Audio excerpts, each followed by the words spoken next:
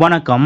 மீண்டும் திமுக ஆட்சிதான் உறுதியாக இருக்கும் பாலிமார்க்கெட் அதிர்ச்சியில் அதிமுக தாவேகா மிகுந்த உற்சாகத்தில் முதலமைச்சர் ஸ்டாலின் இதை பத்தின முழு விவரத்தோட இப்ப நம்ம பார்க்கலாம். மிகுந்த பரபரப்புக்கும் விறுவிறுப்புக்கும் மத்தியில் கடந்த ஏப்ரல் 23ஆம் தேதி அன்று தமிழ்நாட்டில் வாக்குப்பதிவு நடைபெற்றது. கடந்த தேர்தலை போலல்லாமல் இந்த தேர்தல் மிகவும் வித்தியாசமான ஒரு தேர்தலாக இருந்தது. அதாவது எப்போதும் திமுக அதிமுக என்ற இரண்டு கட்சிகளுக்கிடையே மட்டுமே போட்டி நிலவும். ஆனால் இந்த முறை திமுக அதிமுகவோடு விஜயின் தமிழக வெற்றி கழகம் என்று மும்முனை போட்டி நிலவியது. குறிப்பாக ஏப்ரல் 23 அன்று வாக்குப்பதிவு நடந்தபோது தமிழகத்தின் மூலை முடுக்கெங்கும் ஒரு புதிய நிறம் ஆக்கிரமித்திருந்தது. அதாவது தமிழக வெற்றி கழகத்தின் தலைவர் விஜய் அவர்களின் அடையாளமான வெள்ளை சட்டை மற்றும் பீச் நிற பேண்ட் அணிந்து ஆயிரக்கணக்கான இளைஞர்களும் குடும்பங்களும் வாக்குச்சாவடிகளுக்கு வருகை தந்தனர். இது வெறும் ஆடை அலங்காரமாக தெரியவில்லை,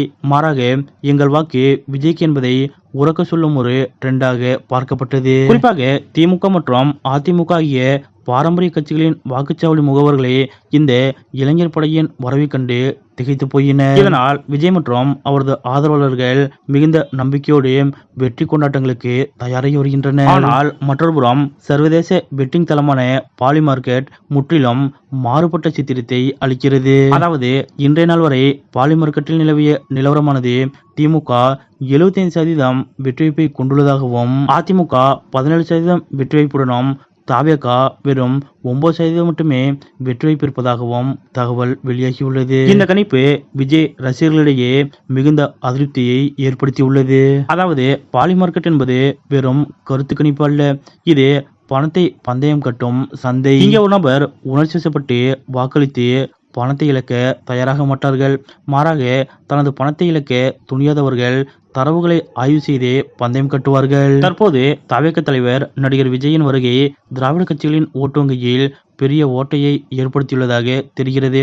குறிப்பாக இரு பெரும் கட்சிகளில் இருந்த அதிருப்தியாளர்கள் மற்றும் இளைஞர்கள் டிவிக்கு பக்கம் சாய்ந்துள்ளனர். இருப்பினும் பாலிமார்க்கெட் ஏன் திமுக மீது இவ்வளவு உறுதியாக இருக்கிறது என்பதற்கு இரண்டு முக்கிய காரணங்கள் முன்வைக்கப்படுகிறது. அதாவது விஜய்க்கு இருக்கும் அலை ஒரு குறிப்பிட்ட சதவீத வாக்குகளை மட்டுமே பிரிக்குமே தவிர அது 234 தொகுதிகளிலும் வெற்றிக்கு தேவையான 35 முதல் 40% வாக்குகளாக மாறுமா என்பதில் முதலீட்டாளர்களுக்கு சந்தேகம் உள்ளது. அதேபோல் அரசின் நலத்திட்டங்களால் கவரப்பட்ட மகளிர் வாக்கு வங்கி இன்னும் ஆளும் கட்சியான திமுக பக்கமே இருப்பதாக பாலிமார்க்கெட் கருதுகிறது. இதன் காரணமாகவே பாலிமார்க்கெட்டில் தற்போது வரை திமுகவின் கையே ஓங்கியிருக்கிறது. மொத்தத்தில் பாலிமார்க்கெட் கணிப்பது போல திமுக தனது பலத்தை தக்க வைக்குமா அல்லது இளைஞர்களின் இந்த மெகா அலை பெட்டிங் சந்தையின் கோடிக்கணக்கான ரூபாய்களை பொய்க்க செய்யுமா என்பது மே 4ஆம் தேதி வாக்கு எண்ணிக்கையின் போது தெரிந்துவிடும். மீண்டும் திமுக தான் ஆட்சி அமைக்கும் என்று